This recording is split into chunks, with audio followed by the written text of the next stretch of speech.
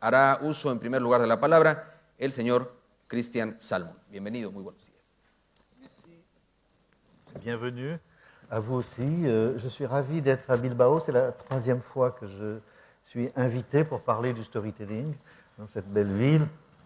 Et donc, je vais essayer de synthétiser mon propos, puisque je n'ai que 25 minutes, par quelques exemples et en insistant surtout sur les conditions systémiques du storytelling plutôt que sur le simple fait de raconter des histoires, mais aussi sur ce que j'appelle les paradoxes et les pièges du storytelling.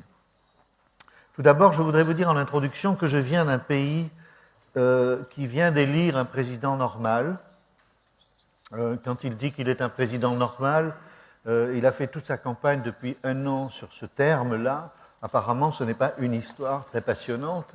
Pourtant, en France, ce mot de normal prend une résonance particulièrement forte dans la mesure où elle visait 2 personnes. Quand on affirme qu'on est un président normal, cela signifie qu'on se différencie de 2 personnes, de 2 narrateurs de la vie politique française.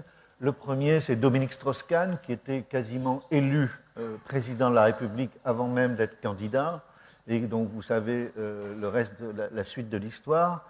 Et le deuxième, c'est évidemment Nicolas Sarkozy, qui a été perçu à tort ou à raison comme un maître du storytelling, comme quelqu'un qui a constamment brouillé les frontières entre le privé et le public, entre sa personne et la fonction, et dont on peut penser en France que l'échec aux dernières élections est causé par un excès de storytelling.